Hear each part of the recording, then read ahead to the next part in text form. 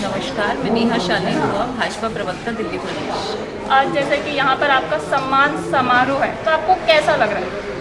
Of course है कि अच्छा ही लगेगा, और मैं जिन्होंने ये सम्मान समारोह आयोजित किया है, समाज सेवी हैं पंकज जैन जी, मैं उनका धन्यवाद करूँगी और तहे दिल से धन्यवाद करूँगी। और मैं आपसे पूछना चाहूँगी कि एक प्रवक्ता का जो कार्य होता है उसको आप किस तरह निभाएंगे? प्रवक्ता का कार्य, जैसे मैंने अभी पहले भी मीडिया को यही बताया है कि हम पार्टी के कान और जुबान होते हैं, तो पार्टी की तरफ से जो उनका पार्टी का व्यू होता है वो हमें दायित्व होता है कि हम लोगों को अच्छे से समझाएं, क्योंकि समझाने की ताकत जो है, जैसे कलम की ताकत होती है, ऐसे समझाने की भी ताकत किसी किसी में होती है। तो प्रवक्ताओं को जो है, इसीलिए भाजपा सरकार ने आज हमें प्रवक्ता बनाया कि हम जन जन तक जाके अच्छी तरह से जो सरकार की उपलब्धियां हैं या जो सरकार लोगों के लिए फ़ायदे और कुछ कायदे कानूनों बना रही है, उसको हम कैसे जन जन तक लेके जाएं, ये हमारा तो आपने क्या किसी विषय पर कोई लक्ष्य निर्धारित किया है कि आपको ये बात जन जन तक पहुँचाना है? फिलहाल तो मुझे दिल्ली वासियों को ये समझाना है कि केजरीवाल सरकार ने जो 13,000 करोड़ रख रखे हैं निगम के, उनके सफाई कर्मचारियों के, कि चलिए निगमों को छोड़िए, जो सफाई कर्मचारियों के, उन बेचारों के घर में कितनी, कोई आपके घर में, मेरे घर में, या मैं किसी को अपनी नौकरी पे रखती हूँ, 1 साल मैं उसको नौकरी में सैलरी नहीं दूँ, 2 साल नहीं दूँ, 3 साल नहीं दूँ, वो मेरे पास रहेगा? आप ही बताइए, नहीं रहेगा। आप किसी चैनल में जॉब कर रहे हैं, आपको 3 साल सैलरी नहीं जाए, आप रहेंगी? तो कोई भी नहीं ऐसे कर सकता। लेकिन जो ये केजरीवाल जी ने किया है, पिछले 2 साल से निगम का पैसा लगा के जब्त करके बैठे हुए हैं, जिससे कि 13,000 करोड़ बन गया है, तो मैं ये कहूँगी, हाथ जोड़ के अपील है, आप वापस कीजिए, ताकि हम उन कर्मचारियों का बकाया जो बन रहा है वो उन्हें दें। और वो आपके घर की भी सफाई करते हैं, आपकी रोड की भी सफाई करते हैं, सीएम हाउस के बाहर जो रोड है, जो सड़क है, उसकी सफाई भी यही सफाई कर्मचारी करते हैं। क्यों नहीं दे रहे हैं? पेमेंट क्यों नहीं दे रहे हैं? क्या इसके बारे में आपको जानती हैं? बिल्कुल, ये तो सभी जानते हैं, क्योंकि निगम भाजपा के अंडर में आता है, इसीलिए नहीं दिया जा रहा, इसीलिए ये सौतेला व्यवहार किया जा रहा है। अगर भाजपा की जगह मेरे ख्याल से आम आदमी पार्टी निगम में होती, तो मुझे लगता है अभी तक ये बकाया कब का चुका दिया होता, शायद इससे दुगना चुका दिया होता। राजनीति की वजह से जनता का पिसना सही है? यही तो गलत है कि राजनीति की वजह से हम तो कह रहे हैं, आप ना मेयर का पैसा दो, ना पार्षदों का पैसा दो, कुछ उनकी कोई सैलरी है ही नहीं, ना उनको चाहिए, लेकिन आप उन सफाई कर्मचारियों, उन निगमों के टीचरों, इनके पैसे तो दे दो ना, ताकि हम उनको बकाया जो रहता है वो निगम दे सके। तो यहाँ जो है, ये आज देखिए 12वां या 13वां दिन हो गया है, और बहुत सारे निगम 13 डेज हो गए हैं, और इतनी ज़्यादा कुछ निगम महिला पार्षद हैं, उनकी तबीयत भी खराब हो गई। एक मेयर भी, 2 मेयर भी हैं जो हॉस्पिटलाइज्ड हैं। बिल्कुल, तो बताइए, जब इतने लोग बीमार हो रहे हैं, हॉस्पिटलाइज हो रहे हैं, इस कड़कती ठंड में सीएम हाउस के बिल्कुल बाहर बैठे हैं, तो क्या सीएम का फर्ज नहीं बनता?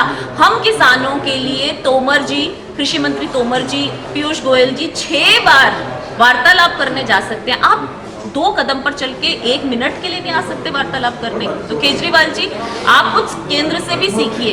सिर्फ वोट पाने के बाद दिल्ली की जनता के साथ ऐसा व्यवहार करना ठीक नहीं है। नहीं तो आगे आने वाले, ये तो है नहीं कि अब आप 5 साल बाद भी चुनाव नहीं होंगे, जब चुनाव होंगे तो दिल्ली की जनता सब समझ रही है, और उनकी सहानुभूति आज जो वहाँ महिला पार्षद बैठी हुई हैं और जो हॉस्पिटलाइज्ड हुए हैं मेयर्स, उन सबके साथ है। दिल्ली की जनता समझ रही है कि ये पैसे क्यों नहीं निगमों को दिए जा रहे, क्या कारण है। और अगर बात करें केंद्र सरकार की, तो क्या जो कृषि कानून की वजह से किसान सड़कों पर आए हुए हैं, क्या उसका कुछ निष्कर्ष निकला है? कोई फल, कोई समाधान कुछ निकला है?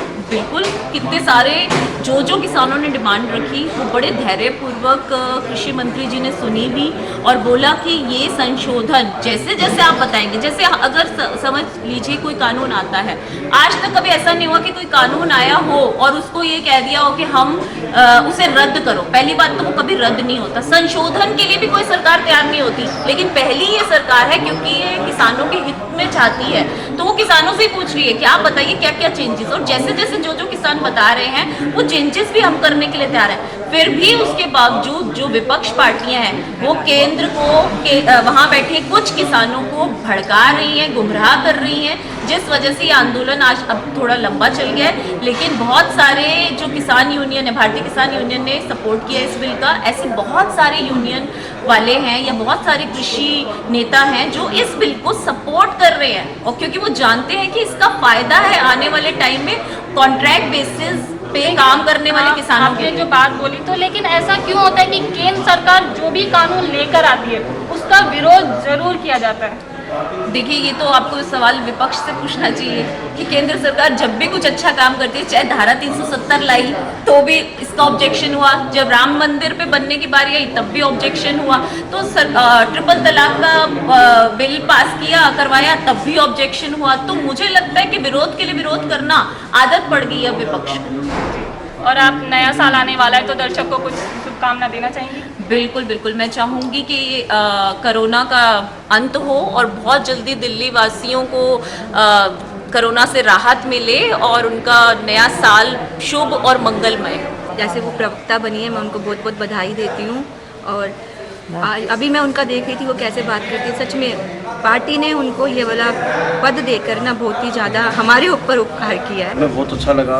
और नया सालनी दुआ जी प्रवक्ता के रूप में जो आई है, बहुत अच्छी वक्ता है, पहले भी इन्होंने काफ़ी काम किए हैं। नया सालनी जी का बहुत अच्छा प्रोग्राम लगा, एक बहुत अच्छे प्रवक्ता है, बीजेपी को आगे बढ़ाने का कार्यक्रम है इनका, एक कर्मठ कार्यकर्ता है। बीजेपी के सीनियर पार्टी ने जो इनको प्रवक्ता बनाया वो सोच समझ करके बनाया है। मैंने अभी इनका इंटरव्यू देखा, प्रेस कॉन्फ्रेंस देखी, तो मुझे बहुत उम्मीद है इनसे, और मैंने रीड किया है कि मतलब ये बहुत जल्दी बहुत पिक करने वाले हैं। मुझे तो बहुत खुशी हो रही है। एक तो सबसे पहले वो महिला है, महिला का जहाँ ऊपर बढ़ती हैं तो महिलाओं के लिए सबसे पहले मुझे खुशी होती है। मुझे लगता है कि शायद अगर वो बढ़ी है तो हम भी आगे बढ़ जाएंगे। तो एक बहुत प्रबलता से निपुण है इस चीज़ में, और बहुत दिल से धन्यवाद करता हूँ मैं इनको कि ऐसे प्रवक्ता बाकी से बोलने वाले हमारी पार्टी में है। हाँ, शालिनी जी बहुत ही जुझारू और बहुत अच्छी वक्ता हैं, अच्छी प्रवक्ता हैं, और हमें लगता है कि हमारे दिल्ली प्रदेश को और बहुत ज़्यादा अच्छा फ़ायदा होगा। हमें बहुत अच्छा लग रहा है क्योंकि हमारी बहन नेहा शालिनी दुआ बहुत अच्छी कार्यकर्ता है पार्टी की। ये हमारा सौभाग्य है कि हमें सुबह ही आना था, मगर पार्टी के कुछ कारणों से जरा जिले में मीटिंग की वजह से हम जरा लेट से आए। बहुत अच्छा लग रहा है, बहन जी ने बहुत अच्छा मान सम्मान हमें दिया, हमें बहुत खुशी है। मुझे बहुत अच्छा लग रहा है, जो भी कोई अपना साथी कार्यकर्ता आगे बढ़ता है, पद मिलता है, नेहा जी शालिनी जी जो कि हमारे साथी कार्यकर्ता है, वो आगे बढ़े, उनको दिल्ली प्रदेश का प्रवक्ता नियुक्त किया गया, तो मुझे बहुत खुशी हुई। तो सुना आपने लोगों की राय। सम्मान समारोह में आकर सब में बहुत ज़्यादा खुशी है और सभी अपने अपने भाव भी व्यक्त कर रहे हैं। सबने बताया कि भाजपा पार्टी अच्छी तरीके से काम कर रही है। उन्होंने कृषि कानून के बारे में भी बताया और नए साल को लेकर भी उत्साह जताया। और आपने देखा कि लोगों के अंदर 2020 को जाने की खुशी भी है तो थोड़ा सा दुख भी है, क्योंकि उनका कहना है कि कई चीज़ सकारात्मक भी आई है इस पर और कुछ नकारात्मक चीज़ें हैं जो इस नए साल के साथ पिछले साल की तरह चली जाएगी और नए साल में नई चीज़ें आएंगी। तो फिलहाल आज के लिए इतना ही। इसी के साथ मैं भारती सिंह विदा लेती हूँ। इसी तरह की तमाम देश विदेश की खबरों के लिए देखते रहिए दिल्ली सर्च न्यूज़। और जाते जाते आप सभी को नए साल की शुभ। हमसे जुड़े रहने के लिए हमारे YouTube चैनल को सब्सक्राइब करें और नई वीडियो की नोटिफिकेशन के लिए बेल आइकॉन को दबाएं। अगर आप ये वीडियो Facebook पर देख रहे हैं तो लाइक जरूर करें और ज्यादा से ज्यादा शेयर करें। धन्यवाद।